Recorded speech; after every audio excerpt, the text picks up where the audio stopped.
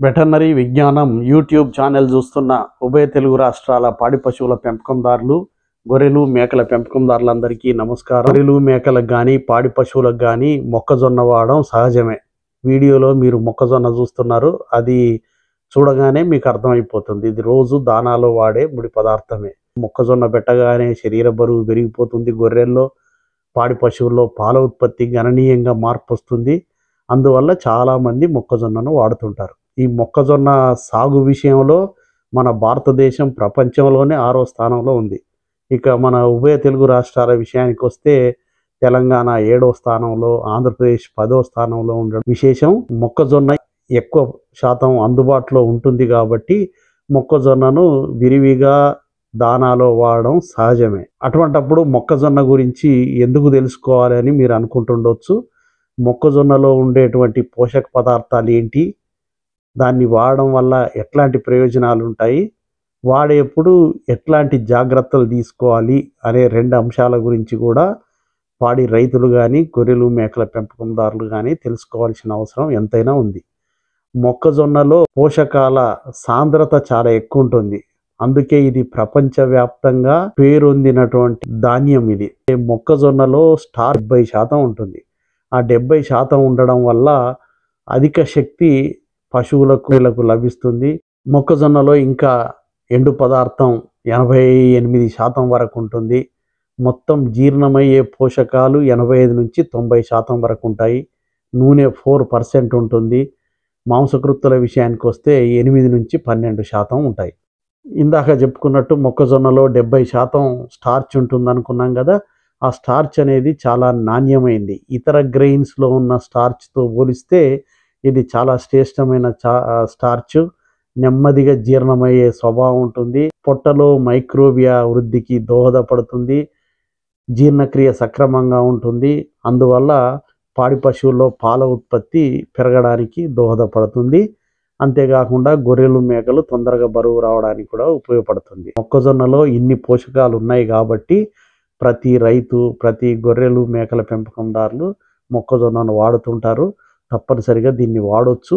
సరే, దీన్ని వాడే ముందు ఏం జాగ్రత్తలు తీసుకోవాలి అనే విషయంలో కూడా కొద్దిగా శ్రద్ధ తీసుకోవడం చాలా అవసరం. మొక్కజొన్నలో తెలుపు, ఎరుపు, పసుపచ్చ ఇట్లాంటి రంగురంగులలో మొక్కజొన్నలు ఉంటాయి. పసుపచ్చ రంగులో ఉన్నటువంటి మొక్కజొన్న మాత్రమే అత్యంత నాణ్యమైన మొక్కజొన్న. మొక్కజొన్నను ఎప్పుడైనా కానీ గ్రైండింగ్ చేసి పశువులకు, గొర్రెలకు అందించాలి. ఆ గ్రైండింగ్ అంటే పూర్తిగా పిండిలాగా చేయకూడదు.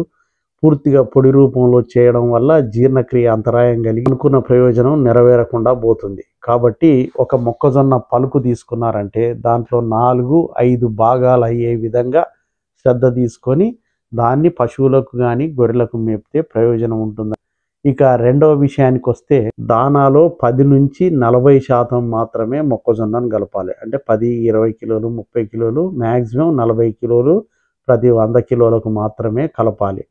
కొంతమంది ఈ లభ్యత బాగుందని చెప్పి ఎక్కువ వాడడం వల్ల రుమెన్లో ఉన్నటువంటి మైక్రోబియా ఎదుగుదలకు అంతరాయం కలుగుతుంది. జీర్ణక్రియ దెబ్బతింటుంది. రుమినల్ అసిడోసిస్ లాంటి సమస్యలు ఉత్పన్నమయ్యే ప్రమాదం ఉంటుంది.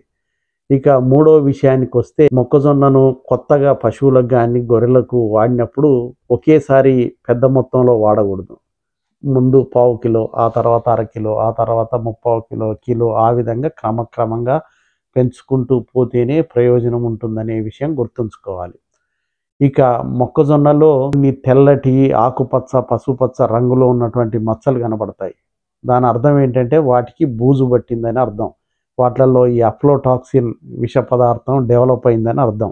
అటువంటి మొక్కజొన్నను కనుక మనం పశువులకు, గొర్రెలకు విడితే అబార్షన్స్ అయ్యే ప్రమాదం ఉంటుంది, విరోచనాలు అయ్యే ప్రమాదం ఉంటుంది, క్యాన్సర్ లాంటి సమస్యలు ఉత్పన్నమయ్యే ప్రమాదం ఉంటుంది.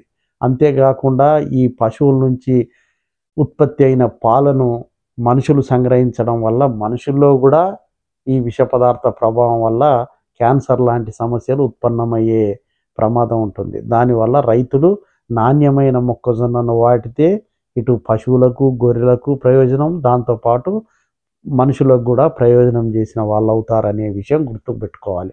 మొక్కజొన్నను వాడేప్పుడు తేమ ఎట్టి పరిస్థితిలో 10% కంటే మించకుండా ఉండాలి. వర్షపు జల్లులకు తేమకు గురి కాకుండా ధాన్యాన్ని జాగ్రత్తగా భద్రపరచుకోవడం చాలా అవసరం. ఒకవేళ కొద్దిపాటి మచ్చలు కనపడ్డాయనుకోండి, బైండర్స్ని కనుక మొక్కజొన్నలో కలిపి అందిస్తే టాక్సిన్స్ బైండ్ అయిపోయి విసర్జించబడతాయి. అప్పుడు పశువుకు హాని కలగకుండా ఉంటుంది. ఐదో విషయానికి వస్తే కాల్షియం, విటమిన్ డి తక్కువ ఉంటుంది. మరి అటువంటప్పుడు కాల్షియం, ఫాస్ఫరస్ సక్రమంగా ఉంటేనే పశువులు, గొర్రెలు, మేకలు ఆరోగ్యంగా 2:1 రేషియోలో కానీ 1:1 రేషియోలో కాల్షియం, ఫాస్ఫరస్ ఉండే విధంగా శ్రద్ధ తీసుకోవాలి. అందుకోసం కాల్షియం, విటమిన్ D3 కూడా వాడాల్సిన అవసరం ఉంటుంది. చివరి అంశం విషయానికి వస్తే మొక్కజొన్నలో జీర్ణమయ్యే పోషకాలు 80-85% వరకు ఉన్నాయనుకున్నాం. అటువంటి మొక్కజొన్నను గనక ఒకేసారి పెద్ద మొత్తంలో పెట్టడం కానీ 40% మించి పెట్టడం వల్ల ఆశించే ప్రయోజనం నెరవేరదని రైతులు గుర్తించాలి. ఇవి మొక్కజొన్న గురించి తెలుసుకోవాల్సిన విషయాలు. ఇక నుండి పాడి పశువుల పెంపకందారులు కానీ, గొర్రెలు, మేకల పెంపకందారులు కానీ మొక్కజొన్న వాడే విషయంలో ఇప్పుడు నేను చెప్పినటువంటి ఈ 6 విషయాల్లో శ్రద్ధ తీసుకుంటారని ఆశిస్తూ, మొక్కజొన్నను యథావిధిగా నేను చెప్పిన ప్రకారం పశువులు, గొర్రెలకు దానాలో భాగంగా వాడండి, ప్రయోజనం పొందండి. అందరికీ ధన్యవాదాలు.